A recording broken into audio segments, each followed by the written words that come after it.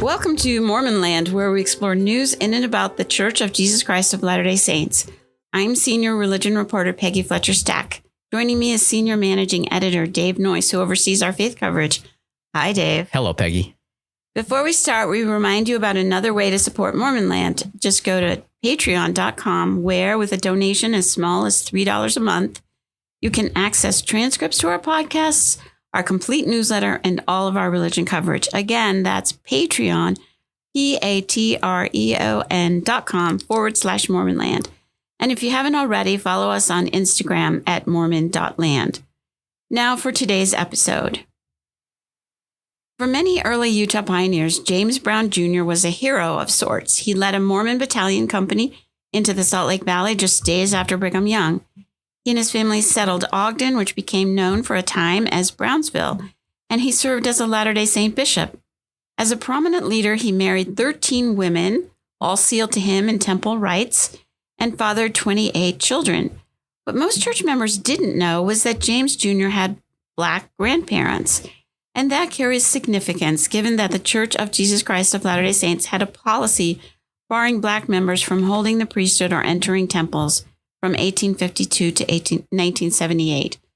Brigham Young University professor Jenny Hale Pulsipher, a descendant of Brown, discovered his racial ancestry, and W. Paul Reeve, who is head of Mormon Studies at the University of Utah and has done the most scholarly research on African Americans in the church, join us today in our new studio to discuss this finding and how it helps modern believers understand the messiness of the past. Jenny and Paul, welcome. Thank you. Thank you. Pleasure to be here. Okay, let's start with Jenny. Jenny, how did you get interested in James Brown Jr.'s story? What did you know about it before you started researching? Before this research, I knew that he was one of the leaders of the Mormon Battalion. And that was kind of the most famous fact, and that he was a founder of Ogden. And I grew up partly in Ogden, so you'd hear that quite often. And that was most of what I knew. So how did you get interested in the rest of the story? Well, it came through a different branch of research. I have been working on a book about my Shoshone ancestors for a number of years. And so it came through looking at Adelaide Exervia's life story. She was married to James Brown's son, another James Moorhead Brown. And so where did you go with that? Well, I was researching her life, and probably about a decade ago, as I was looking through various records about, her activity in the church and those kinds of things, I found that when she and James Moorhead Brown were sealed in the endowment house in 1857, sometime between that sealing and 1865, those ordinances were canceled. And I was puzzled. I didn't know what that was about. And this was about the same time that lots of people were getting DNA testing, and a number of Brown family members' DNA tests started showing African-American ethnic markers. And so I thought, well, this is interesting. Could there be a connection there? And so I asked a genetic genealogist, Paul Woodward, to look at as many Brown family DNA records as we could get permission to analyze. And at that time, I was thinking, okay, this probably came through my Native American ancestry, because my third great-grandmother, Adelaide's father, was a fur trapper, and we didn't know that much about him. There were mixed race people in the fur trade. Thought it probably came through there. So I asked him to look and see if that was in fact where it came from. And he came back with a report and said, no, that's not it. It was her husband, and it came through Captain James Brown. So you had heard some in your family talking about Blackness or something, some rumors. Yeah, talking to some Brown family members, they mentioned 20th century rumors of there being, quote, Negro blood. And They dismissed that as probably connected to the Native American ancestry, that people mistook kind of a darker complexion, for instance, as being connected to Black ancestry. So it was always dismissed. But when I got this report back, I started digging deeper into Captain James Brown and found a document that had actually been turned up by some Brown historians a decade or so earlier, an 1821 court case that described Brown family members as, quote, colored or mixed race.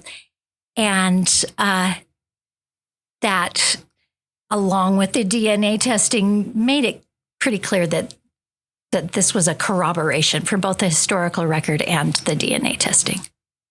So you confirmed this ultimately through DNA testing, but was James Jr. trying to pass himself off as white?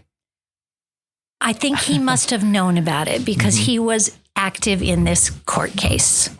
So probably he knew, and it's very likely that his siblings knew. But I don't think any of the children knew. They were too young, maybe? Or? They were only about 10 years old at the oldest when they left North Carolina in the 1830s and moved to Illinois. And there would be no reason for their parents to inform them of their mixed race ancestry, because it's likely that they left North Carolina to get away from the restrictions that were becoming increasingly burdensome. So, Paul, let's put this in a wider context now. What was the situation for Black Latter-day Saints during James Jr.'s life? Well, it changes over the course of James Jr.'s life. So when he was baptized into the LDS faith, Church of Jesus Christ of Latter-day Saints is still participating in universalism. Joseph Smith, the founder of the faith, claims 5 revelations stipulating that the gospel message is to be preached unto every creature. And indications are early Latter-day Saint missionaries took that seriously. So they are baptizing enslaved Black people, free Black people. They are preaching unto every creature, and including enslavers, white enslavers who are enslaving their fellow Black Latter-day Saints. They're all welcomed into the Latter-day Saint gospel fold in the first couple of decades. That shifts after they arrive, the Latter-day Saints arrive in Utah Territory, and we have Brigham Young first publicly articulating a racial priesthood restriction in 1852. And that takes on a life of its own.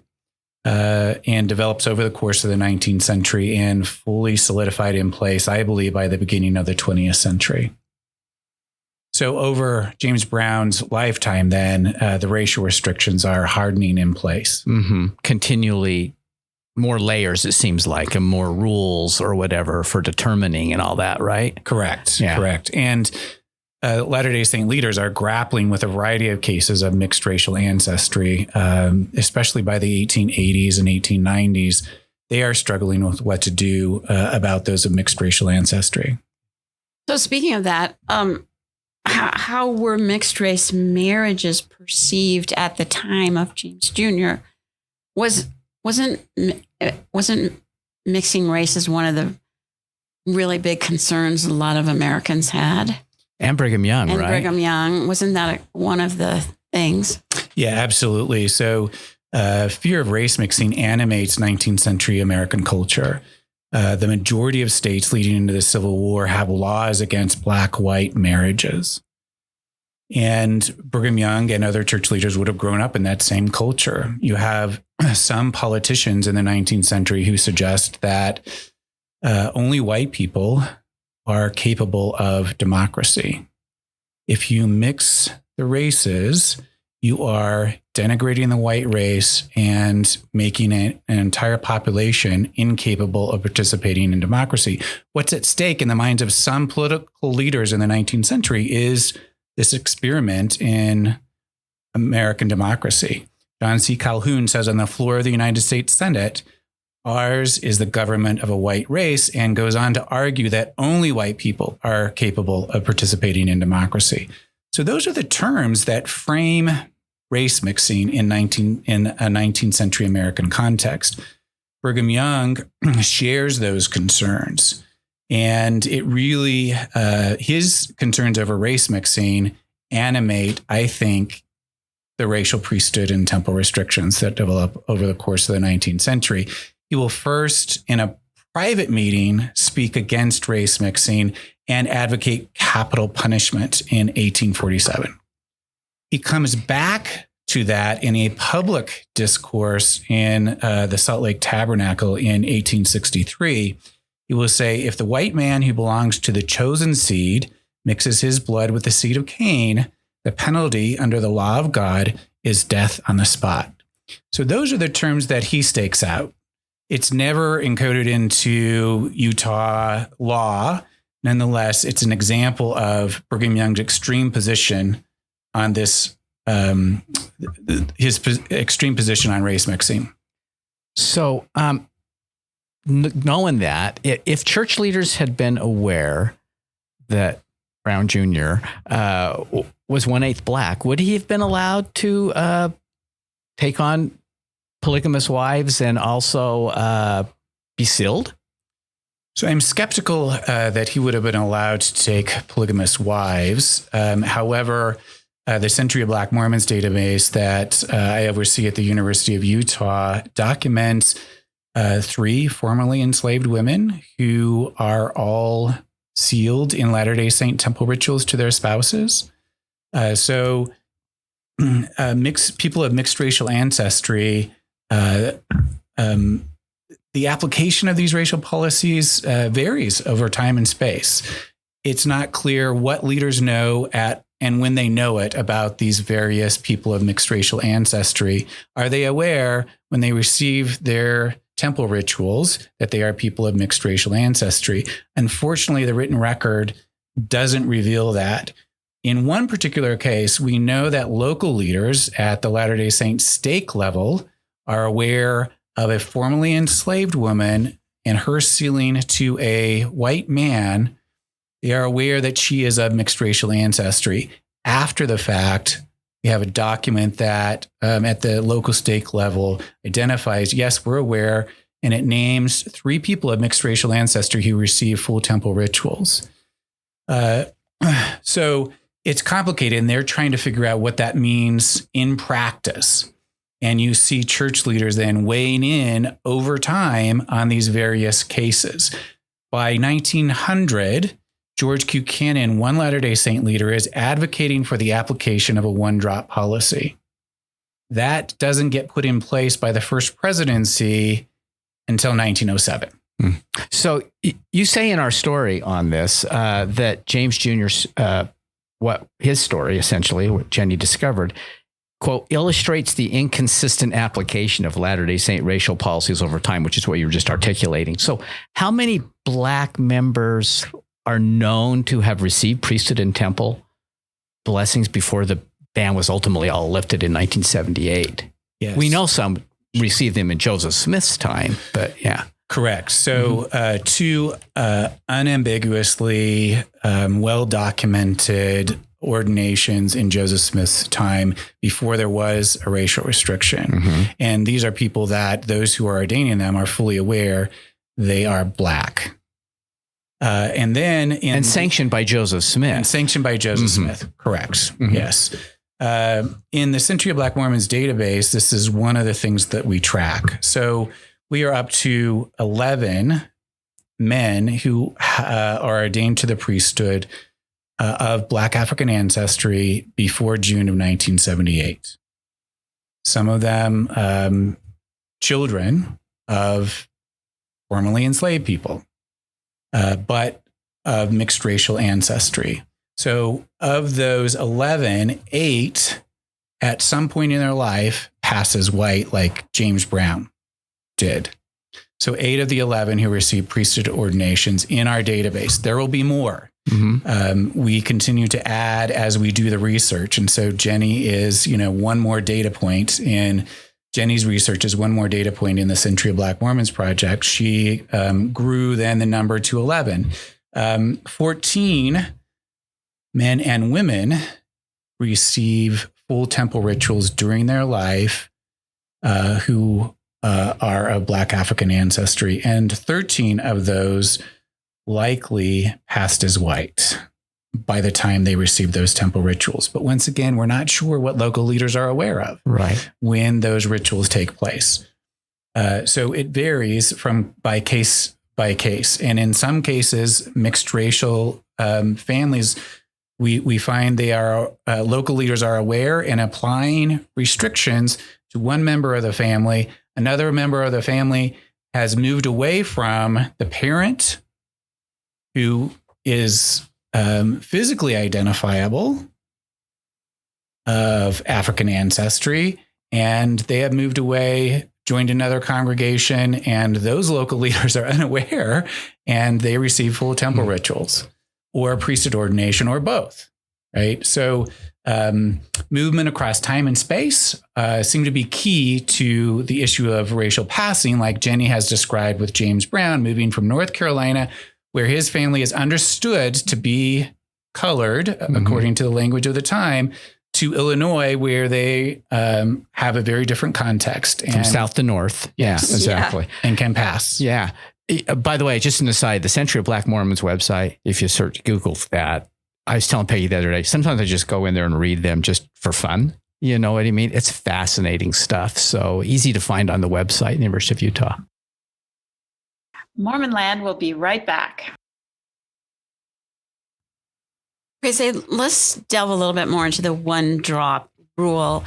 In my story, Jenny pointed out that Thomas Jefferson seemed to suggest that a lot of mixing, by the time you get to 1/8, you're clear. You cleared your quote Negro blood. He actually says it's the children of the 1/8. Children, and that doesn't let them out of slavery if their mom is a slave. But one drop could be a lot less than 1/8. How did that all come to? You said it didn't become codified till 1907, but in the church. Church, what were people arguing, and how did they know about one drop if it's distant? It's playing out in slavery. Before the Supreme Court really codifies it in 1896 in Plessy versus Ferguson. Before that, some states adopt one drop policies in terms of if your mother is enslaved, you will be enslaved, right? And it doesn't matter how many white ancestors you might have, you will continue to be enslaved. But this is after slavery. You have then in the Jim Crow era, post-Reconstruction, where Southerners are trying to reassert white supremacy. They are passing segregation laws. And the state of Louisiana has passed such segregation laws. And a local citizens group in Louisiana chooses a man named Homer Plessy, who is 7/8 white or 1/8 black. They deliberately choose someone of mixed ancestry as a test case that they will run to the United States Supreme Court. And the Supreme Court sides against Homer Plessy. They say that he can legally be segregated. And they then codify into national law this notion of hypodescent, which simply means the automatic assignment of children of a mixed union to the subordinate racial group. And so this would apply to someone like James Brown, who is 1/8 African ancestry. And then in the wake of Plessy versus Ferguson, you have a variety of states who will adopt one-drop rules to specify, according to law, who can be legally segregated. And in one-drop rules, it goes beyond 1/8. You can have 99 white ancestors and one black ancestor, and you can legally be segregated in those states. And there are 10 states in the nation after Plessy versus Ferguson that adopt one-drop laws to determine who can legally be segregated in those states. And in the same national context, so it's the same time period, the Church of Jesus Christ of Latter-day Saints will implement its own one-drop policy regarding priesthood, ordination, and temple admission. Okay, so both of you, we can start with Jenny. What is the significance of Brown's polygamous marriages? We're talking about him being the first known Black polygamist. Well, does that make any difference? Well, it makes a difference in the sense that polygamists had a lot more children than other people did. And so that spreads his descendants much more broadly. It's also considered a really kind of crowning rite that he's participating in the very highest ordinances in the temple. What do you think, Paul? Yeah, I would add that I think, back to David's earlier question, had Latter-day Saint leaders known of his mixed racial ancestry, I just don't believe they would have approved the polygamous unions. And it's a concern, certainly, for Brigham Young.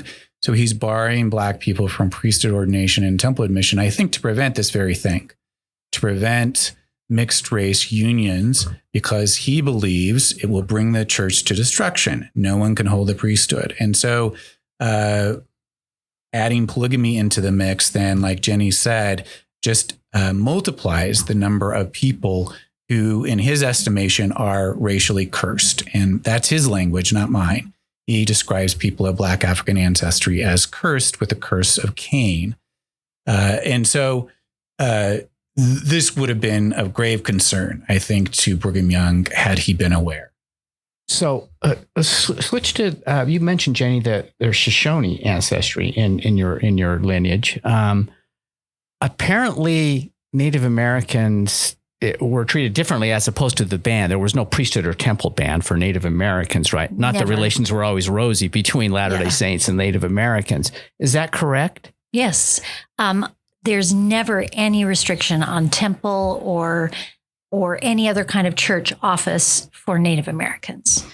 And in fact, Captain James Brown's grandson serves as a bishop in the Ogden First Ward.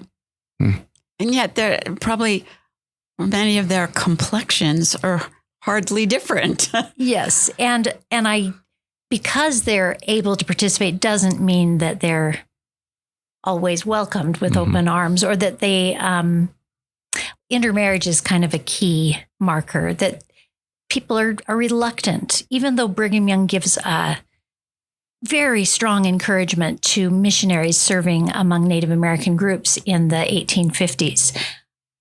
Only a couple, just a handful, actually do intermarry with Native women. And we have recorded testimony of other people saying, no, no way. There's strong cultural resistance.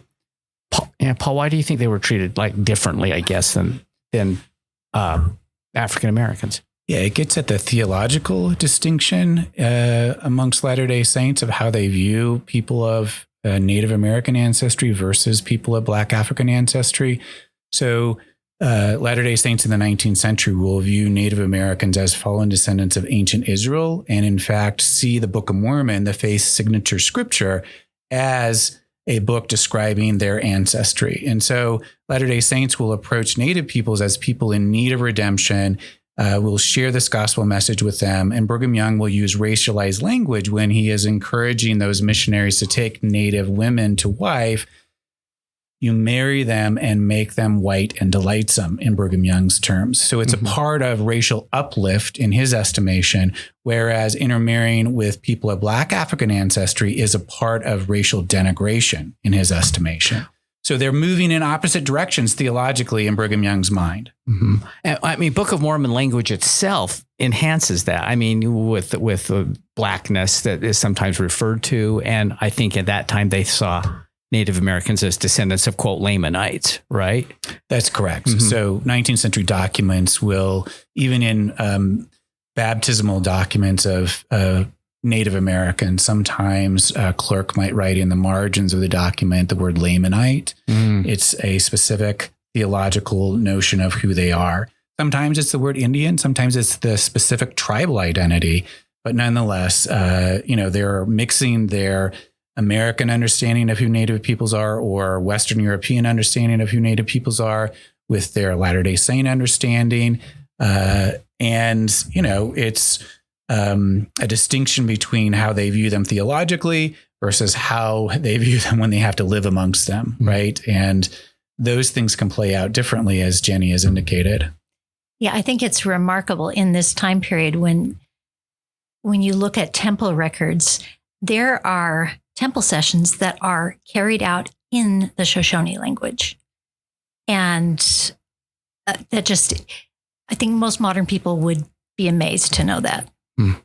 Didn't you and I talk about, or it's in your piece, First Century of Black Mormons, that actually complexion wasn't always the defining characteristic. It came to be a defining characteristic, but it wasn't always. Yes. Like I said, so you got Shoshone and James Jr., and they probably didn't look that different complexion-wise. Some people would have had maybe a hard time telling the difference. Complexion was a squishier term in the 18th century. It sometimes referred to your general appearance of health. But by the early 19th century, they're mostly talking about skin tone. Okay, have you found out anything interesting about your Shoshone relatives? All kinds of interesting things. Share a couple of the things you discovered about Shoshone relatives. Well, that's what my research has really been focusing on. And I've been tracing my fourth great-grandmother, who's known among the family as Sally Exervier. Exervier is the name of the French fur trader that she marries. And then her daughter Adelaide, who ends up marrying James Moorhead Brown at Fort Supply, which is a mission to the Shoshone Indians. So in 1855, both Sally and Adelaide are baptized, which is early. That's really early for Native American members of the church. And then Adelaide and James go back to Ogden and have 11 children and live in Ogden for the rest of their lives. And it's really fascinating to try to find out more about them, which I often have to do just through context because sadly, no one kept a journal.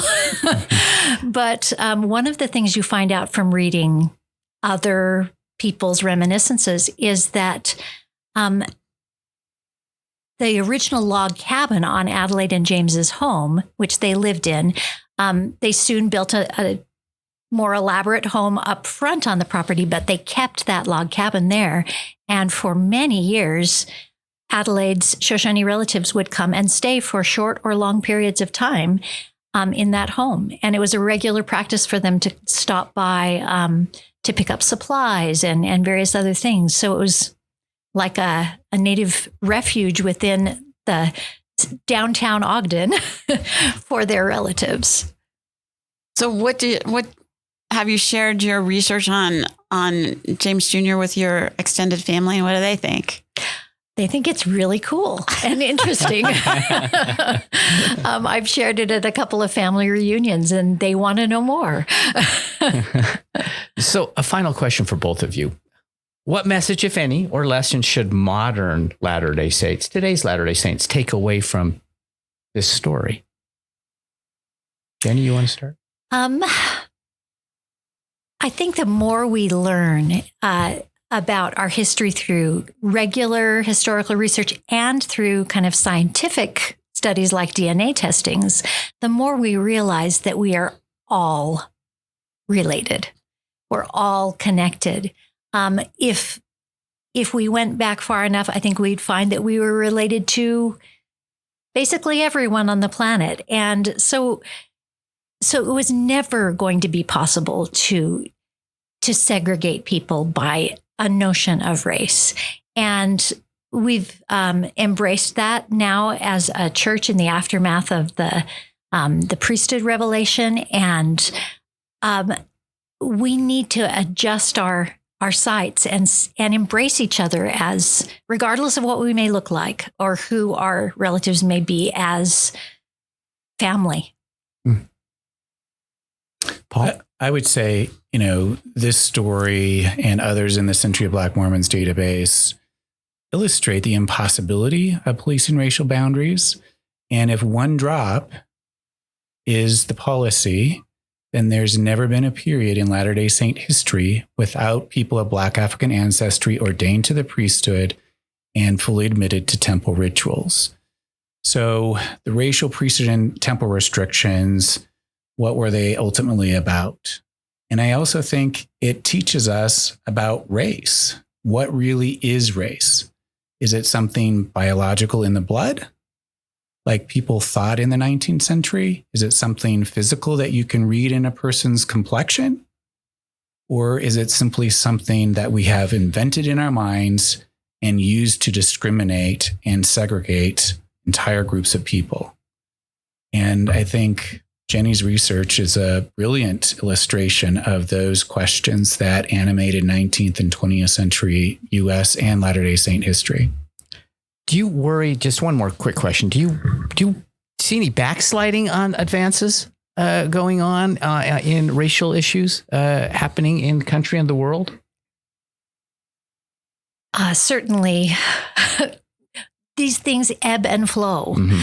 And we're in a period now where sadly, we're erecting a lot of barriers along immigration issues and other kinds of issues. And again, I hope that in the future that will not be the case, but we're in one of those periods right now.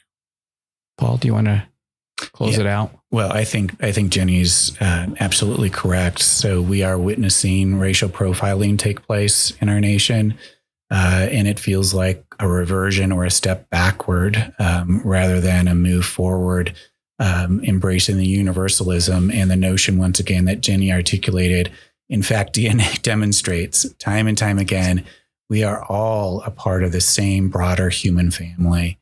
99.9% of our DNA will look identical, regardless of our skin color, right? Regardless of any of those kind of things that we use to try to distinguish amongst ourselves.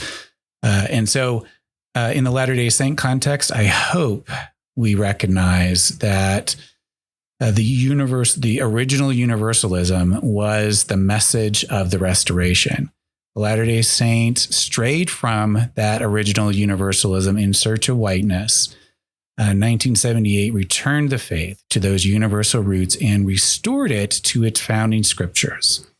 And we should embrace that and move that forward rather than retrench around racial identifiers. Thank you both. This has been terrific. Thanks to Jenny Pulsipher and Paul Reeve. And go to Century of Black Mormons. Mm-hmm. It'll be on our website, the link, so you can read both Jenny's piece and how many others? We're up to over 170 now. Yeah. A lot of research. Thanks to Dave Noyce. Always a pleasure. And to our producer, Chris Samuels. We remind our listeners they can keep up on all the happenings in and about the church by subscribing to the Salt Lake Tribune's free Mormon Land newsletter. Just go to sltrib.com to sign up, and we'll talk again next time on Mormon Land.